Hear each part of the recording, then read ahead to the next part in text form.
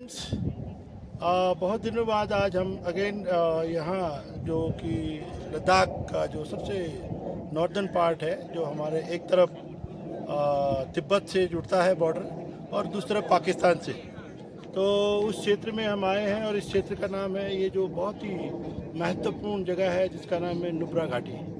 और नुब्रा घाटी की खासियत क्या है, इसकी यहाँ पे जिस जगह पे हम खड़े हैं, एक्चुअली दिक्सित एक जगह है, दिस्किट। उस जगह पे हम यहाँ पे जो इनका मोनेस्ट्री है उसके पास हम एक बहुत ही खूबसूरत एलिवेटेड लैंड के ऊपर खड़े हैं। मैं यहाँ के बारे में थोड़ा सा इससे पहले कि मैं जियोलॉजी एंड ज्योग्राफी पे ग्लेशियोलॉजी पे डिस्कशन करूँ, मेरे साथ प्रोफेसर नैनवाल जी भी हैं जिनके साथ मैं चर्चा करूँगा। उससे पहले मैं इस वैली के बारे में थोड़ा सा आपको बताना चाहूँगा। डॉक्टर साहब एक तरफ हमारे नैनवाल साहब जी सामने हैं, देखिए मैं थोड़ा सा आपको ये बताना चाहता हूँ कि यहाँ की जो वैली की सिचुएशन है, ये नॉर्थ वेस्ट की तरफ ईस्ट की तरफ बह रही है, उधर से आ रही है श्योक नदी। और यहाँ पे जो संगम है दो नदियों का, एक तरफ श्योक और दूसरी तरफ सियाचिन। सियाचिन जो है बहुत ही महत्वपूर्ण ग्लेशियर है, जो कि हमारा तिब्बत बॉर्डर है चाइना से जो कि मिलता है। और उसका अल्टीमेट जो यहाँ पे संगम इन दोनों नदियों का आप देख रहे होंगे, बहुत ही कम से कम 2 से 3 किलोमीटर लंबा चौड़ा है संगम है। जैसे ही हम इसको डाउन स्ट्रीम में जाते हैं तो ये डाउन स्ट्रीम में देखिए सामने दीक्षित विलेज है, और आगे जाके जो बुनतर है, और बुनतर के बाद प्रतापपुर, और प्रतापपुर के बाद जो है ये वैली बिल्कुल नैरो हो जाती है। हाँ, तो ये यहाँ की लोकल थोड़ा सा जोग्राफिकल सिचुएशन है।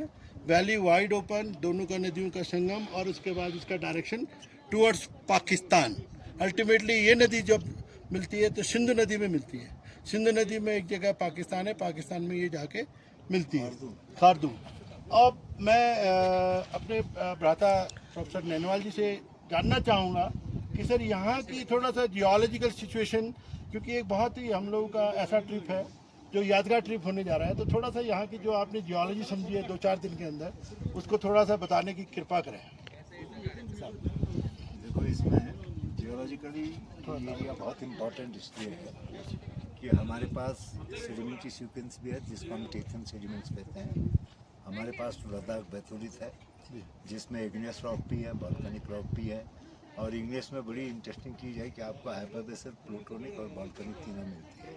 तो शायद ये इसीलिए एरिया बहुत इंटरेस्टिंग होता था जियोलॉजिकली। और जो ओफिलिटिक सूट्स हैं, क्योंकि हम यहाँ पर जो है इंडियन प्लेट और यूरेशियन प्लेट का जो है जंक्शन करीब सूचर जोन पर है। हाँ। तो सूचर जोन में ओफिलिटिक सोर्स भी मिलते हैं। तो जियोलॉजिकली ये एरिया बड़ा इम्पोर्टेंट है। अगर किसी को भी जियोलॉजी की किसी भी रॉक टाइप पे काम करना है, हिमालयन जियोलॉजी में, तो उसमें ये एरिया निश्चित रूप से उसके लिए बहुत बेहतर है। अब जहाँ तक बात है कि ग्लेशियर की, तो जैसे हम लद्दाख को कहते हैं कि ये कोल्ड डिजर्ट है जी। और कोल्ड डिजर्ट में जो हम लोग अभी प्रोफेसर बिस्ट के साथ जो बार बार हम डिस्कस कर रहे थे हाँ बेसिकली, हाँ कि जो टेथियन सेडिमेंट है बेसिकली हाँ they are the youngest rock, वो फॉसिलिफेरस भी हैं और उनमें डिफरेंट तरह की स्लेट्स हैं।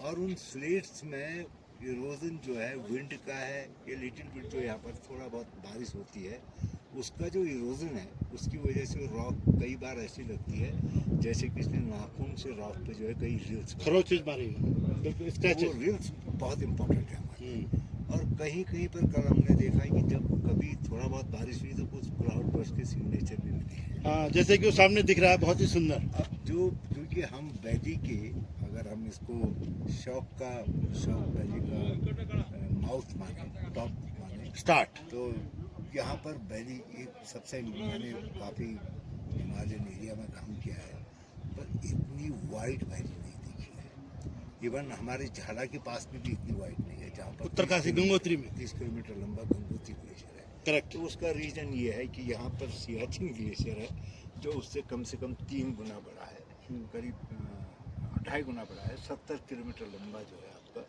सियाचिन ग्लेशियर है। और वो सियाचिन ग्लेशियर का सारा वाटर आकर के, सारा मटेरियल आकर के, जो मोरेनिक है, नॉन मोरेनिक है, कोई भी है, वो मटेरियल आकर के शॉक में आता है।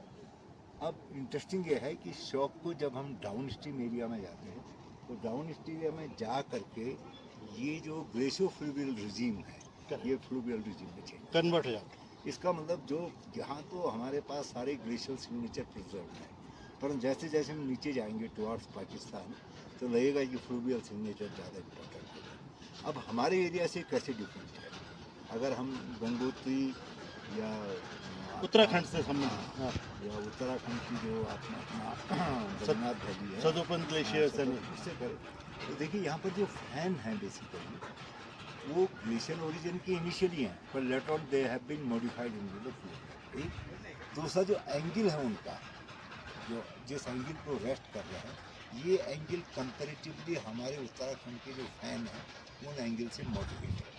और शायद यही बड़ा रीज़न है कि वैली ज़्यादा से ज़्यादा वाइट होती है, ओपन लग रही है। और प्लांट क्योंकि कोल्ड डिजर्ट है तो आपको हिल्स पे तो प्लांट कहीं भी नजर नहीं आ रहे। थोड़ा बहुत जो प्लांटेशन है जहाँ पर सर्ब है, हर्ब है, या कुछ प्लांटेड ट्रीज भी हम देख रहे हैं, तो वो इसीलिए क्योंकि वहाँ पर वाटर की अवेलेबिलिटी है। अदरवाइज़ मुझे नहीं लगता है कि स्लोप में किसी तरह का वाटर अवेलेबिलिटी है। स्लोप में विंड इरोजन प्रीडोमिनेंट है, बहुत प्रीडोमिनेंट है। और जहाँ जहाँ पर सेडिमेंट्री सीक्वेंस हैं वहाँ पर तो इतनी बड़ी कोन बनी हुई है कि डिफरेंट ग्रेड का आपको मटेरियल मिल रहा है, आपका बहुत फाइन से लेकर के और बड़े ग्रेड साइज का मटेरियल मिल रहा है। थैंक यू ऋषि। एक बहुत महत्वपूर्ण बात पे मैं चर्चा करना चाहूँगा आपसे, क्योंकि हम लोग जियोलॉजी के स्टूडेंट्स हैं और हमेशा चिंता करते हैं अर्थ के ओरिजिन की, इसके प्रोसेसेस के बारे में, लेकिन अल्टीमेटली ये जो है हमारे जो जीवनोपार्जन का जो एक साधन है, ये जो सॉइल है, ये जो रॉक है, ये जो लैंड फॉर्म है, इस लैंड फॉर्म के बारे में थोड़ा सा मैं आपसे ये जानना चाहूँगा, क्योंकि आपने भूस्खलन पे भी काम किया है।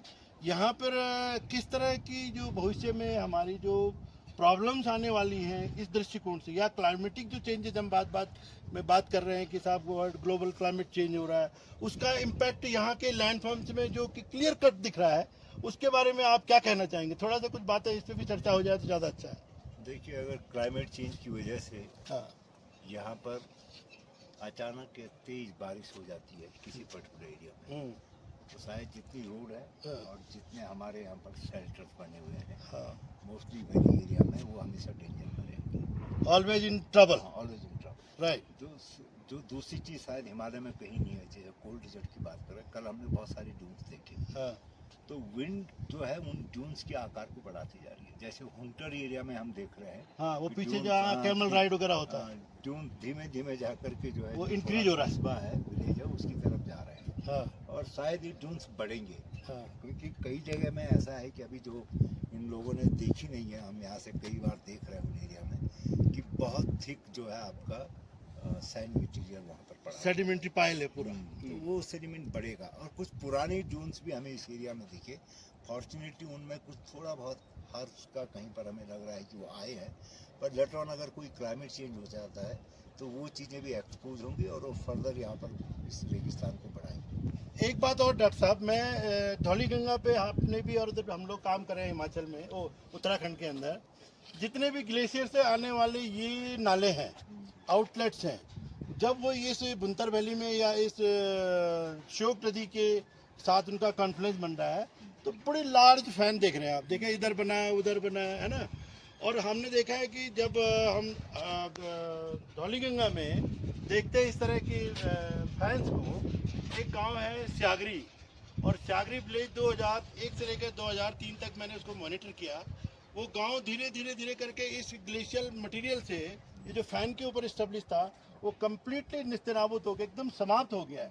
तो मुझे वो चित्र जो है यहाँ नज़र आ रहा है कि जितने भी ये फैंस हैं जिनके ऊपर ये बसाकत है, कहीं ना कहीं भविष्य में इनके लिए भी खतरा पैदा होने वाला है। क्लाइमेट चेंज का बहुत बड़ा इम्पैक्ट आप देखिए, चाहे वो उधर बुंतर का हो, चाहे डिस्किट का हो, चाहे वो सामने वाला हो सियाचिन वाले के उसके मुहाने में हो, जितने भी फैंस हैं इनमें ये वाली एक प्रॉब्लम आ रही है। दूसरी बात जो हम लोग क्या कहते हैं, मून रॉक जो वाली सॉफ्ट रॉक है जिसकी टेथियस की, वो शायद इतनी फ्रजाइल हैं कि हल्के से आइस मेल्ट या स्नो मेल्ट के बाद भी उनके अंदर नंबर ऑफ जो है स्ट्रीमलेट्स या गुलीज, या इसको हम कहते हैं टोटली, जिसको आपने एक टर्म बड़ा अच्छा बताया कि बैडलैंड टोपोग्राफी यहाँ की नज़र आ रही है। ये भी एक इंडिकेशन है कि भविष्य में यहाँ और भी कुछ खतरा होने के चांसेस है। सबसे इंटरेस्टिंग चीज़ है हाँ। एज इंजीनियर हाँ आप देखिए, अगर आपके पास कुछ नहीं है, हाँ। हथौड़ा वगैरह कुछ नहीं, कोई साधन नहीं है, हाँ ये जो विंड इरोजन है हाँ। ये रॉक की स्ट्रेंथ को अपने आप बता रहा है। हाँ जो बहुत करेक्ट कमजोर है, करेक्ट करेक्ट वो सीधे कि नीचे आ जाएगा। रॉक कितनी सॉफ्ट है